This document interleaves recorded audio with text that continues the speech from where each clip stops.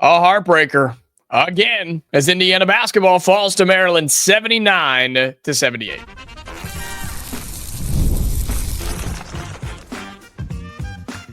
You are Locked On Hoosiers, your daily podcast on the Indiana Hoosiers. Part of the Locked On Podcast Network, your team every day. Welcome into this, the Locked On Hoosiers podcast. I'm your man, Jacob Goins. I appreciate you being here, making this your first listen or first watch every single day. We are part of the Locked On Podcast Network, which is your team every day. This is a bonus reaction episode on a Sunday afternoon as Indiana basketball in another heartbreaking loss to Maryland, this time 79-78.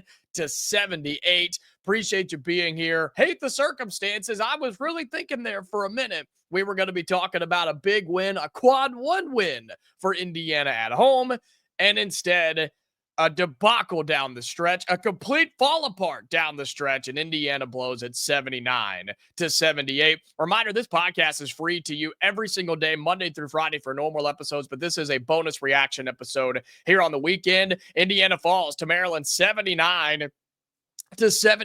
And what a weird game this was. I mean, it started out as a track meet, back and forth we go. Indiana, we scored nearly 40 points in the first half, right? We were down 38-37. Could have had a lead with a tip in from Ballo that just rimmed out at the buzzer. And you're like, man, offenses are cooking. Both defenses didn't play great. Indiana had bad communication on three-pointers again. Indiana was pounding the ball inside. I thought Maryland's defense was extremely weak in the first half. And so I thought we had a pretty good game coming in the second 20 minutes.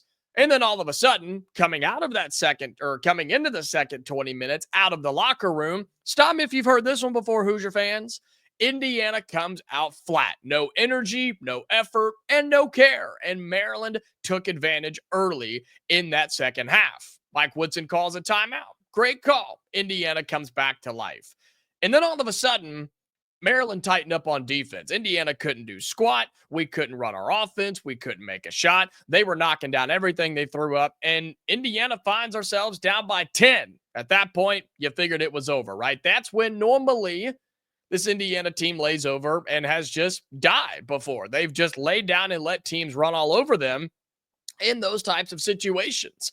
But give credit to several guys. Mgbako, Miles Rice, Anthony Leal, who played really, really good today. All those guys did big things. Indiana goes on a 10-0 run. All of a sudden, we climb all the way back. All of a sudden, we take a lead. And then we blew it in pure, just absolute, perfect Mike Woodson and Indiana fashion, right? You've got the lead. Maryland is down on their end of the floor. It's a scramble for the basketball, just a totally broken play. We've got a foul to give, and what do? We let them hit another three. Maryland on the day, ladies and gentlemen, went 12 of 24 from downtown, shooting 50%. They're one of the best three-point shooting teams in the Big Ten. And guess what? In case you forgot, Indiana's one of the worst three-point shooting teams in the Big Ten. And we actually knocked down a few today, 7 of 17, good for 41%. That's because Miles Rice had 5 of them, okay? Nobody else was able to really knock him down from the outside. Luke Goody struggled from out there today. Miles Rice had 3 of them. He shot 5 of them. Mackenzie and Mgbako had 2 of them. Another big day for him. You had, from the outside, you had Goody with 2 for 3. So I guess not as bad as I was saying. But you can't fight fire with fire from behind the three-point line. Not this Indiana team. We can't do that. In the final play, Maryland on a broken play in the lane, we had a foul to give. We let them kick it out, and shocker, it's another big-time 3. It was Gillespie. It was Rice. It was Miguel. I mean, it was anybody that could get their hands on a ball from the outside for Maryland. They shot it. It went down, and Indiana loses 79-78 because what the heck was the final play design? Right? Malik Renew gets it on the baseline. He loses it on the baseline. So we're inbounding from the far corner at the end of our own bench, right? And you throw it into Miles Rice into the death trap corner. That's the last place you're supposed to inbound from that spot. Don't hand it off to him in the corner. And then with 3 seconds to go, it's just a screw it and turn around and throw it at the rim from Miles Rice. Game is over and Maryland escapes. unbelievable, man. Just a heartbreaking loss again. The crowd showed up. The crowd was incredible at Assembly Hall this afternoon for what was honestly a really, really good basketball game where I thought both teams played well. I thought both teams did some really good things. I thought both teams had some struggles at times. And man, I really thought we were going to pull this thing out. I really did. I felt very confident that we were going to pull away and try to close out this game. And then we lose 79-78. Just another heartbreaking loss, one that you had to have on your home floor. You did. You had to have it because of the upcoming stretch that we're about to go through. And look, if you can't win these games, you're not going to win these games on the road. If you can't do this at home on a Sunday afternoon with one of the best crowds of the year at Assembly Hall, then you're not going to be able to get it done. Now, that's a good Maryland team. And I told you that on Friday. They were 19th in the net. They'll go up because Indiana was 60-something, 68, I believe is where we were before that game. But Maryland's a really good team, one of the most talented teams in the Big Ten. And Indiana had them on the ropes. We were on the ropes for quite some time. We trailed for most of this game, right? Took our first lead there late in the game since it was 19-18. And you had a chance to get it done. And Mike Woodson and the Hoosiers blow it again in heartbreaking fashion, 79-78. What worked and what didn't, plus the tough stretch that's upcoming. We'll talk about that right after this when the reaction episode of Locked On Hoosiers continues after this. Today's bonus episode of Locked On Hoosiers is brought to you by TurboTax. Look, it's that time of year, right? I know that you're worried about it. You're stressed about it. I get it. I totally do. And with TurboTax and Intuit TurboTax, you don't have to worry about tax season. Don't stress it. It's going to be okay. Taxes was waiting and wondering and worrying if you were going to get any money back, and then waiting and wondering and worrying some more. Now, Taxes is matching with a TurboTax expert who can do your taxes as soon as today. An expert who gives your taxes their undivided attention as they work on your return while you get real-time updates on their progress so you can focus on your day. An expert who will find you every deductible possible and file every form, every investment, everything with 100% accuracy. All you can do is, so you can get the most money back guaranteed. No waiting, no wondering, no worries. Now, this is taxes. Get an expert now on TurboTax.com. Only available with TurboTax Live full service. Real-time updates only in iOS mobile app. See guarantee details at TurboTax.com/guarantees. Today's episode of Locked On Hoosiers, this bonus episode of Locked On Hoosiers, is brought to you by FanDuel. The NFL playoffs are here. It's Championship Sunday. If you're watching this on Sunday, NFC Championship and the AFC Championship. But you can get in on the action with FanDuel, America's #1 sportsbook, because right now new customers can get into the playoff action with $250 in bonus bets if your first $5 bet wins. You've got Patrick Mahomes versus Josh Allen this afternoon. Who makes it to the Super Bowl? Who throws for more yards? Who scores the first touchdown in the game in the AFC Championship game tonight? You can get in on that action with FanDuel. Just visit FanDuel.com to join today. That's FanDuel.com for your chance at $250 in bonus bets. Make every moment more with FanDuel, an official sportsbook partner of the NFL. Welcome back into this bonus reaction episode of Locked On Hoosiers. Appreciate you being here. If you're new here, just now discovering us on this weekend or the bonus episode, be sure that you are liking our videos and you're commenting your thoughts down below as Indiana falls to Maryland 79-78 at home. Another blown quad one opportunity. We now fall to 2-7 in quad one games. And if you haven't already, subscribe to our show on YouTube. Appreciate you doing that. You'll get notified Monday through Friday every single day when we post 30-minute long episodes for you and these bonus episodes. And if you're here because of your notifications, appreciate you doing that. And for my audio listeners, right, Spotify, Amazon, Apple, you name it, we're there. So if you want to listen to us, you can do it that way as well. Heartbreaker in Bloomington as the Hoosiers fall to the Terps 79-78, and talked a little bit about the 3-point game for both sides, right? Want to get into what worked and what didn't. The 3-point line was obviously working for Maryland, and I think the inside game was obviously working for Indiana. Malik Renew was back in the starting lineup today. I didn't 100% agree with him ultimately coming into the starting lineup and replacing Luke Goody. who had been playing really, really well. But I get it, right? You wanted your bigs to complement and kind of wash out their bigs. Problem is, Malik Renew went right back to what he always does, and he got in foul trouble. He got 2 early fouls and didn't play the rest of the first half. And Indiana seemed to be okay with that, right? We were hanging around. We made a couple of runs, and we were down by just the one, 38-37. As I said, you were Mgbako tipping away from having a 39-38 lead going into the locker room.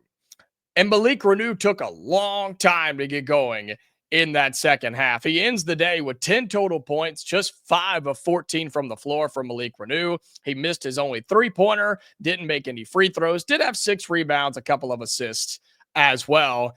He just wasn't as effective as we needed him to be coming back as a starter. And again, I just don't know if I fully agree taking him, or I guess taking Luke Goody out and putting him into that starting role with how good Luke Goody had played. Some of the other totals for Indiana: Miles Rice and Mackenzie Mgbako tied with 16 points. Miles Rice, 5 of 11.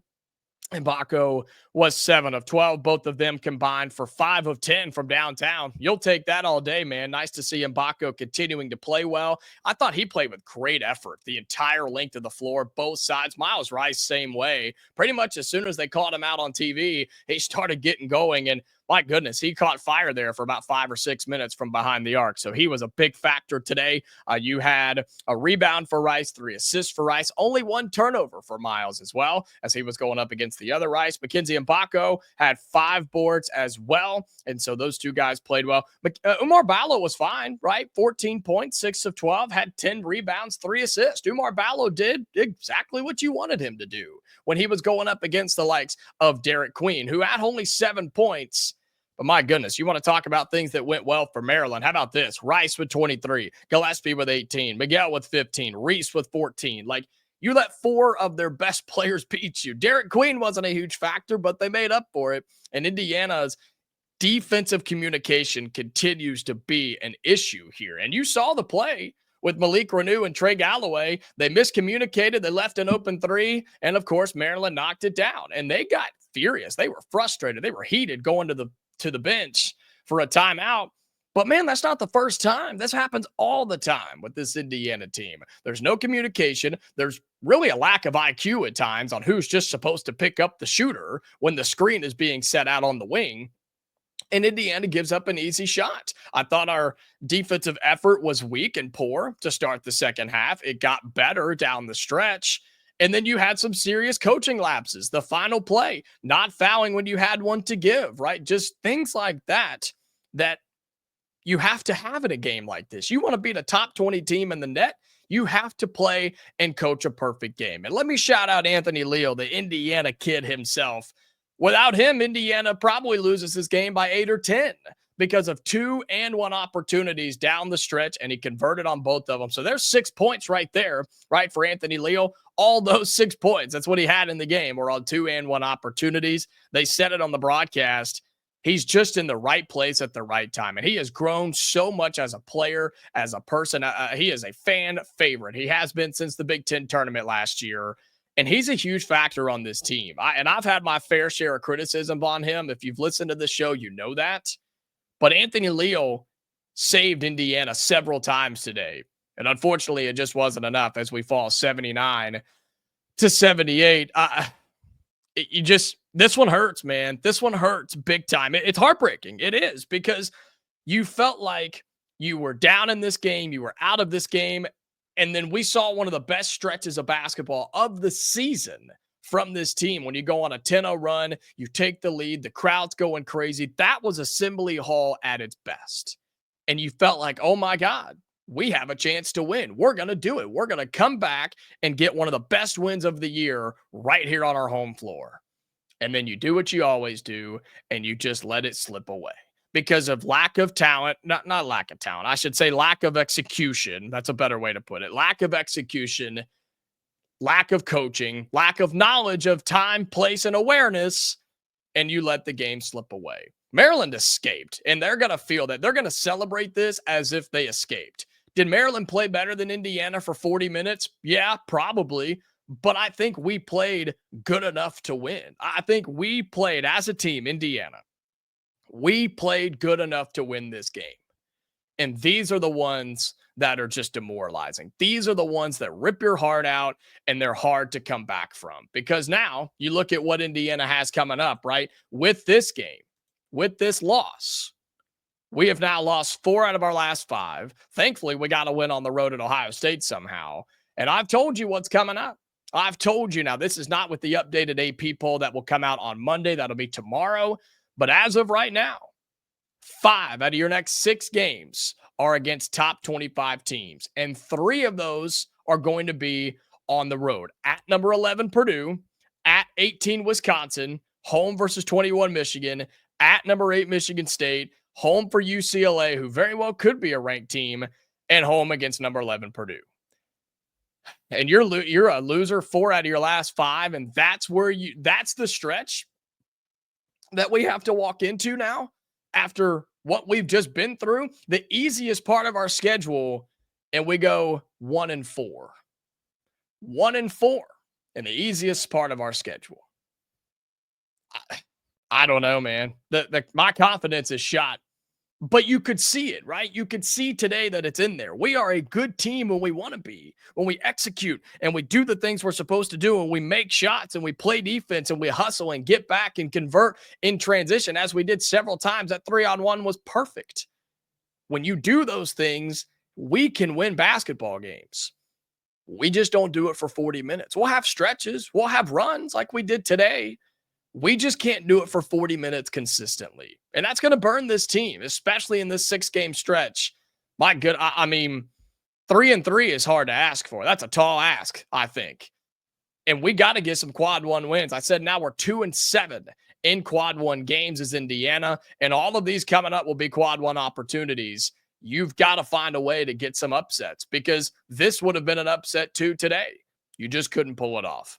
Indiana loses 79-78 to Maryland. Again, the next game coming up is at Purdue. That will be coming up on, I believe that's on Friday as I pull up the count. It's on the 31st. It is. That's on Friday night in West Lafayette. So you at least have the midweek off. You don't have to worry about playing a game. Time to get right, get healthy, and try to bounce back after a heartbreaking loss to Maryland. We'll have more on this tomorrow on the full Monday edition of Locked On Hoosiers. Plus, Indiana does pick up a basketball commit from the I think it was Friday is when that happened. So we'll talk about it. It's a guy we've already mentioned. We'll have a deep dive on that. Plus, Indiana football's junior day as well. We'll have all that for you on a full episode tomorrow of Locked On Hoosiers. But thank you so much for being here on this reaction show. Again, if you missed this or you're discovering it somehow and you don't want to miss any more, turn on those notifications on your audio platforms. And if you subscribe to the YouTube channel, it'll do it automatically. All right. Comment your thoughts down below